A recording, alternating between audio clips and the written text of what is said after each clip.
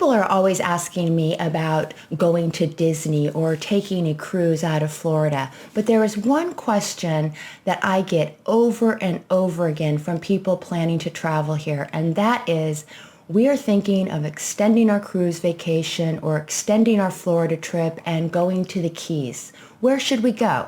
And my answer is always the same. Islamorada. If you would like to hear my must-sees and my must-dos, please keep watching.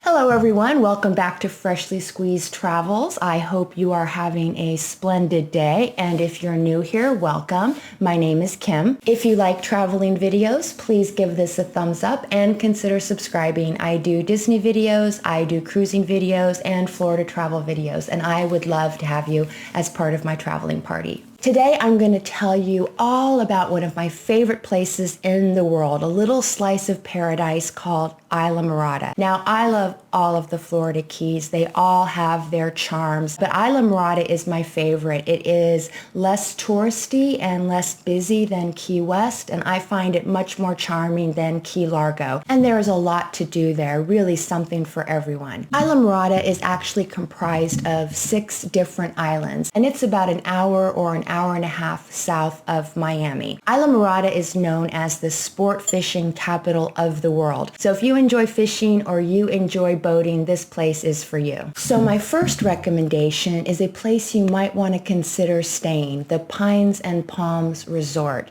Now, Islamorada has a lot of really nice hotels. Some of them can be quite expensive, but the one that we go back to time and time again is the Pines and Palms. This resort has several different types of cottages, 1 bedrooms, 2 bedrooms.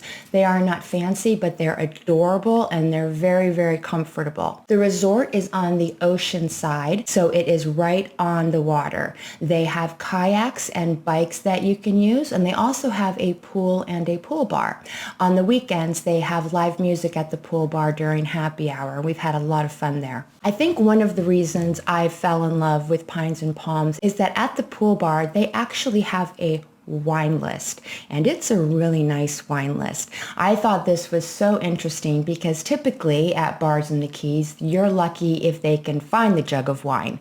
But this resort actually has really good wines, and when I inquired about it, they told me that the owners are wine people like me. So that is a huge plus, that I can get a really good glass of wine or a bottle of wine even to take back to my room from the pool bar. There is also a cute little cafe within walking distance. It's called the Midway Cafe, and it is a nice option for you for breakfast or lunch that you can actually just walk to because there is no restaurant at the resort. The staff is very friendly, and it's just a really comfortable, nice place to stay if you are visiting Islamorada. It's also perfectly located near all the other activities that I'm going to be mentioning. Now let's talk about breakfast. One of the things I look forward to on every visit to Islamorada is having breakfast at the Green Turtle Inn.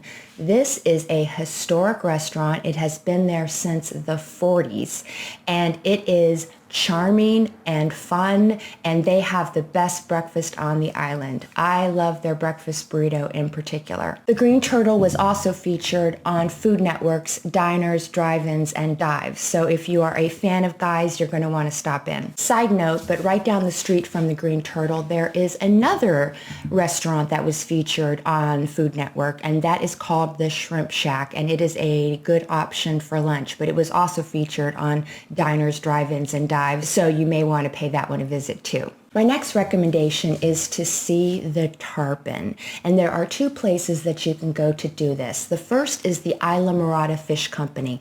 This is a restaurant and bar on the water, and they have an area where you can view the tarpon. The tarpon just hang out there, and the viewing area is separate from the restaurant, so you don't have to dine there if you just want to stop by and see the tarpon. It's completely free. But if you want to feed the tarpon, head on over to Robbie's Marina. They have a dock there that you can walk out on. You pay a small fee, it's a few dollars. They give you a bucket of fish, and you can go out there and actually feed the tarpon, and the tarpon are ginormous.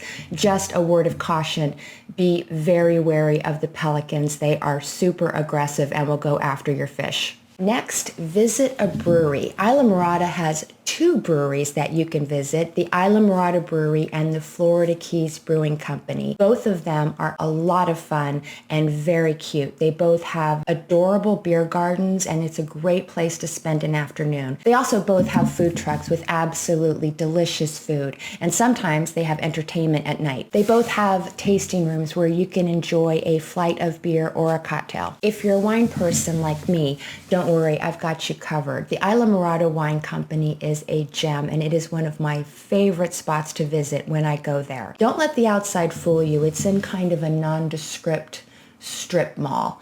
But when you go inside, you are going to find a very cozy environment with a very friendly bartender who will be happy to recommend the perfect bottle of wine for you. And definitely take advantage of their charcuterie. It is fantastic. Now let's talk about shopping. Islamorada has dozens of adorable boutiques and art galleries that you can visit and hunt for the perfect treasure, and you can easily spend an afternoon or two shopping. My favorite store in Islamorada is Ocean Gardens. This is a very large retail space, and it feels almost like a museum. They have everything from buoy lights to art to wall decorations, to metal sculptures, to giant mermaids, all the way down to adorable cocktail napkins and kitchen towels. This is one of my favorite places to explore, and I have to admit I have a few things that I have bought there in my home. Now, my husband's favorite store is Bass Pro Worldwide Sportsman, and this is obviously the perfect spot to pick up all the fishing gear you need if you're planning to fish while you're in Islamorada. And finally, we can't talk about Islamorada without talking about sunset. People come from all over the world to watch the sunset in the Florida Keys, and there is a very special spot that you're going to want to visit, and that is Morada Bay. And in my opinion, it is the perfect place to watch sunset. Now, I would recommend parking at Pierre's and going into Pierre's for a cocktail. This is a beautiful plantation style home that is also a restaurant. It was actually featured in the TV series Bloodline. They have a gorgeous bar in there, and you can go ahead and grab a cocktail and then just walk outside to enjoy the sunset. Pierre's is very popular for weddings, so sometimes it is closed to the public for a private event, and in that case you can just go over to Morada Bay and get a cocktail there. Once you have your cocktail, you can just wander out on the beach and sit in one of the tables, and it is the perfect spot to watch the sunset and take some photos. So those are my top recommendations for things to see and do in Islamorada. I hope you enjoyed this video, and if you've been to Islamorada, please let me know in the comment section below and let me know what your favorite places are to visit. Until next time, I hope you have happy and safe travels. Thanks for watching.